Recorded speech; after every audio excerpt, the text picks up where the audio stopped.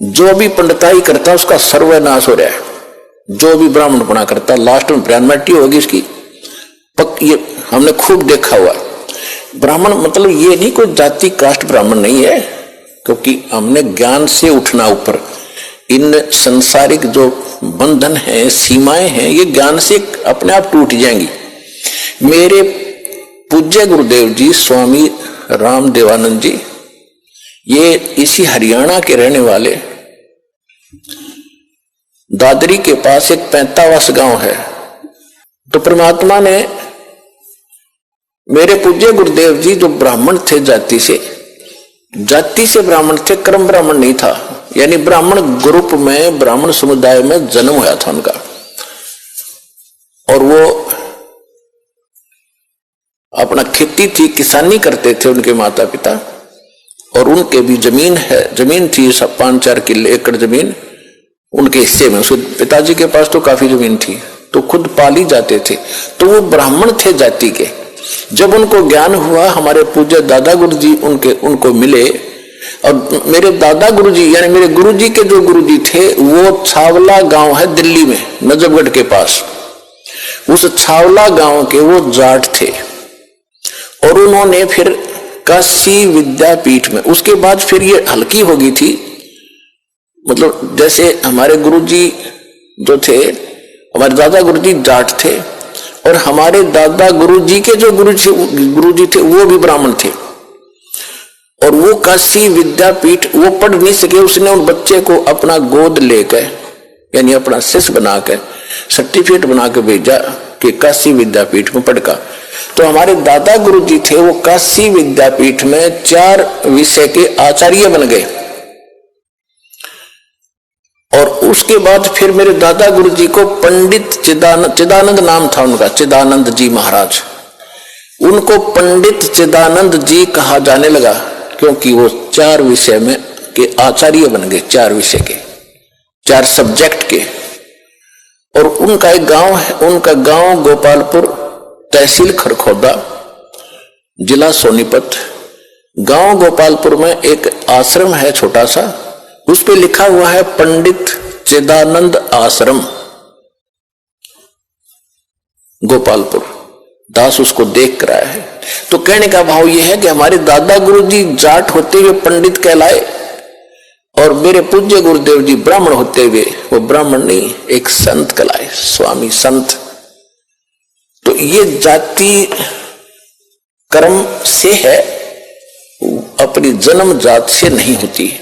जैसे आज कोई भी लड़का, जैसे हमने देखा एक जाट, और जहां दास सर्विस करता था नहर विभाग में, वहां चिनाई का काम करता था, राजमिस्त्री कहलाता था, राजमिस्त्री। और गांव में भी उसने राजमिस्त्री कहते थे, जाट होते हुए भी। तो इसी प्रकार एक ब्राह्मण का लड़का दिल्ली में नाई की दुकान खोल रहा है, बार्बर, तो उसको राजेश बार्बर कहते हैं, जबकि वो पंडित है वर्ण से, लेकिन कर्म से वो बार्बर नाई कहलाता है। तो इसी प्रकार हमारी ये जातियां बनती चलेगी, ग्रुप बन गए। फिर क्योंकि पहले व्यवसाय परंपरागत होते थे, और उसी परंपरा में विवाह होना इसलिए कंपलसरी था, क्योंकि जैसे जाट की लड़की और कुम्हार का बैदी, तो जाट का व्यवसाय कुछ और है और कुम्हार का कुछ और, जाते सारे बर्तन फोड़ेगी। और कुम्हार की लड़की कुम्हार के ब्याही जा, तो उसको पहले ट्रेनिंग होती है उस काम की, वो ठीक जाते ही रलमिल हो जाती थी। इसलिए हमारा विवाह अपने वर्ण में ही अपने होना कंपलसरी था, अनिवार्य था उस समय। इसी तरह किसान की लड़की किसान के ब्याही जाती थी, तो वो काम से पहले ट्रेंड होती थी, झगड़े ना बढ़ते, काम खराब नहीं होते थे। तो अब समय बदल गया है, व्यवसाय भी काफी बदल गया है। तो इसमें अगर इंटरकास्ट शादी होती है तो कोई दिक्कत नहीं, क्योंकि हम मनुष्य हैं, हम एक पिता के बच्चे हैं, और हमारा एक ही उद्देश्य है, यहाँ से मोक्ष कराना और सतलोक जाना, वहां कोई झगड़ा ही कोई नहीं। तो इस प्रकार हमने इस काल के जाल को काटना है, हर तरह से इसको कंडम करना है, सच्चाई को ऊपर लाना है। तो इसलिए ये विद्या जो थी ये सीमित होकर रह गई, और परमात्मा ने ये इसलिए आपको नहीं आने दिया आप तक, क्योंकि वो पीक टाइम नहीं आया था, प्राइम टाइम नहीं आया था जिसमें आपको पार करना था। वो कब करना था? परमेश्वर ने काल से कहा था, जब काल की और परमेश्वर कबीर जी की गोष्ठी हुई थी प्रथम सतयुग में। जब सारी बात हो गई कि आप किस लिए आए हो सतलोक से, अपने परमात्मा ने अपना रूप बदल रखा था, अपने पुत्र जोगजीत का रूप बना रखा था। और ये जो काल है ये भी उस परमात्मा का 17वां पुत्र है, ये उसका 17वां पुत्र है। और इसने वहां गलती कर दी थी जिस कारण से इसको निष्कासित कर दिया। हमने भी गलती की थी, जितने भी प्राणी, चींटी, हाथी, मकोड़े, कीड़े, पशु पक्षी, ब्रह्मा विष्णु महेश और हम राजे महाराजे, ये सभी वहीं रहते थे सतलोक में। एक जैसा वहां पर हमारा शरीर था, एक जैसा खान पान था, एक जैसा सुख था। तो हम अपनी गलती से इस कंगाल के साथ आ गए। यहाँ कुछ भी चीज पूरी नहीं, हर समय हर एक चीज का भाव रहता है। मार बार एक रोटी का काम पूरा ना होता सारे जीवन में जीव का। पशुओं ने देख ले, उसके पीछे भाग रहा है उसको खाने के लिए। हिंसक पशु जैसे पशु हैं दूसरे शाकाहारी, वो सारा दिन घास चर चर के खाएं जार निकालें जार, खाएं जार निकालें जार, मर जाओ। क्या यही जीवन है? सतलोक में सारी सुविधाएं हैं, जो खाओगे वही बॉडी में हजम होता है, ना कोई टट्टी ना पेशाब, उसमें कुछ नहीं होता। ऐसा गजब का ना कोई। अब सुता उठते आदमी फ्रेश होता है, फ्रेश होते सबसे पहले टट्टी मास दे है। तो यहां तो ऐसा ही रहेगा। तो वहां चलेंगे हम जहां सारा सुख है, इतना सुंदर शरीर कभी व्यर्थ नहीं होते, वहां कोई बकवास नहीं आती, मन में दोष नहीं होता। जब आत्मा निर्मल हो जाती है, विकार होते ही नहीं, बकवाद करने की इच्छा ही नहीं बनती।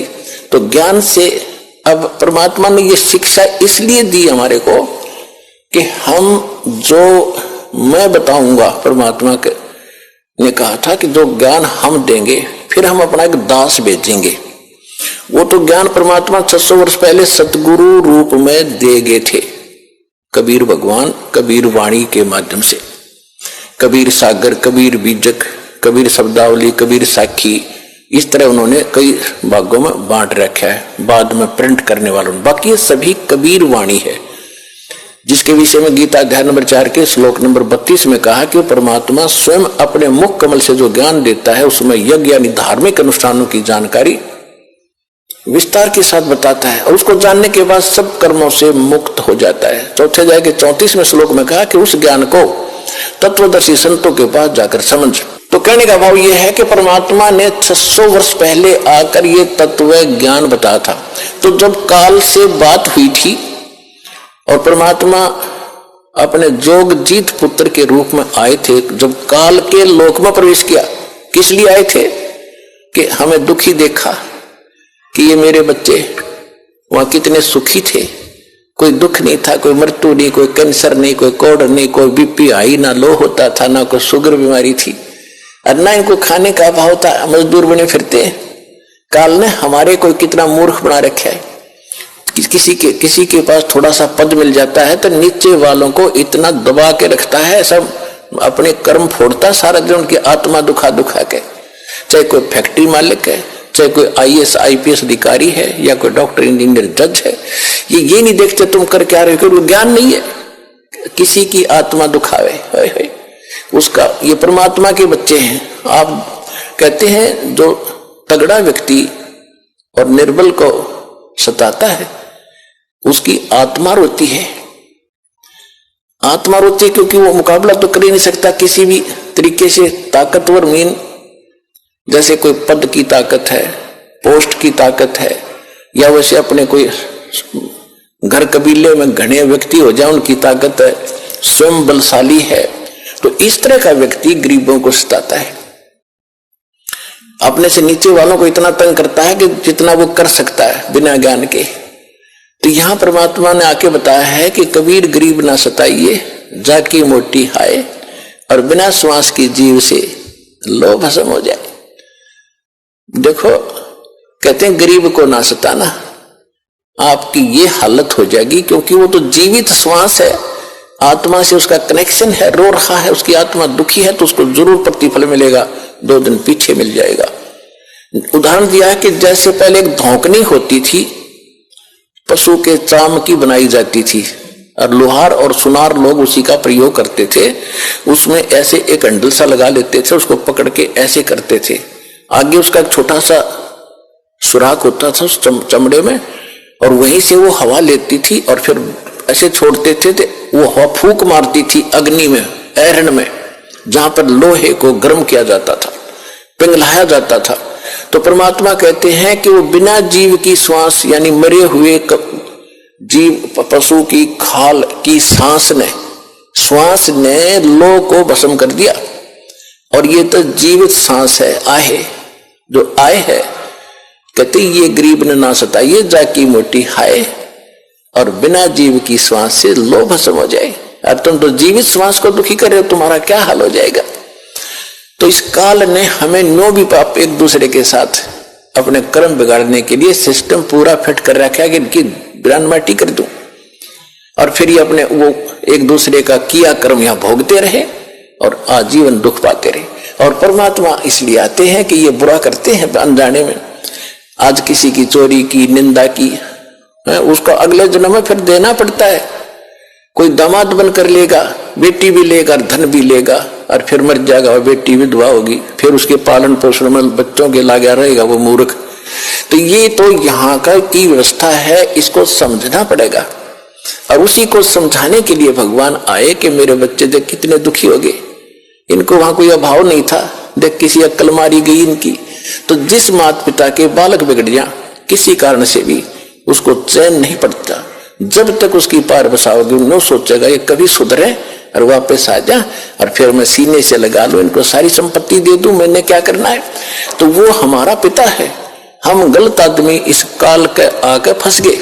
ये गंदा आदमी है, ये सत्य कति झूठा कपटी हर तरह से हमें मूर्ख बनाकर यहाँ पर फांस रहा है। इसको श्राप लगा 1 लाख मनुष्य शरीरधारी प्राणियों का आहार करने का। इसलिए हमें पाल रहा है, अपने स्वार्थ से सारी बुराइयां करवाता है। आप देखते हो बीड़ी, शराब, तंबाकू, फीम, सुल्फा, भुक्की, ये खाने की चीज है, मांस ये खिलाता है ताकि इसका टेस्ट बने। हम सूक्ष्म स्थूल शरीर से जो खाते हैं, एक अंदर शरीर है सूक्ष्म, उसके अंदर ये सारी वासना डिपॉजिट हो जाती है, इसमें समा जाती है। कुछ अधिक आहार तो लग जाता है शरीर के पोषण में, स्थूल के शेष जो वासना है उसका टेस्ट होता है, वो अंदर जाता है, समाता है जीव के माध्यम से, और फिर इनको ये कवर तो ऊपर रह जाता है, यही छोड़ जाते हैं। सूक्ष्म शरीर जब जाता है मनुष्य का एजडित रहता है, जब तक दूसरे प्राणी में नहीं जाता ये सूक्ष्म शरीर एजडित होगा। तो ये तो ऐसा है जैसे सर्प कांचली छोड़ जाता है और सर्प अलग होता है। तो हम तो उस कांचली की क्रियाक्रम में लगे रहते हैं। यहाँ पर कभी गंगा ठा के ले जाएंगे, कभी कितब कर्म कराएंगे, वो सांप तो जा चुका है, वो तो है नहीं इसमें। तो उस जीव को फिर तपस्या पर डालता है, वहां उनको बुरी तरह तड़फाता है। क्योंकि जिसने ज्यादा हुक्का पी रखा है, जिसने ज्यादा शराब पी रखी है, मांस खा रखा है और ज्यादा भूखी पी रखी है, कोई नशीली वस्तु है, कि वो टेस्ट है उसका, उस काल का, मन का, ये मन उसका एजेंट है। तो उनको ज्यादा समय तक उस तपस्या पर जलना पड़ता है, वहां चटक मटक होते, हाहाकार मचती है। जिन्होंने थोड़ा ये बकवाद कर रखी होती है, वो थोड़े समय तक तपस्या पर रहता है। तपत की टुकड़ी एक तवी है, तवा समझ लो, बड़ी तई होती है, बड़ी बड़ी रोटी बनाने की रखते हैं भट्टियों पर, इस तरह की बहुत बड़ी है पत्थर की, और उसमें अपने आप गर्म होती है, उसके फारेनहाइट का भी अंदाजा नहीं कितनी गर्म है। और जिन्होंने ज्यादा यह मांस, शराब, तंबाकू प्रयोग कर रखा है और वासनाएं की हैं, तो वो ज्यादा समय तक दुखी रहते हैं, बहुत समय तक। उनको बहुत समय ज्यादा माल होता है, उनमें तो देर से निकलेगा सारा। और जिन्हें कम कर रखे हो जल्दी फारिग होकर गधे कुत्ते बनोगे, फिर जाना कहीं नहीं, रहना यही पर है। तो जहां पर ये तपस्या पर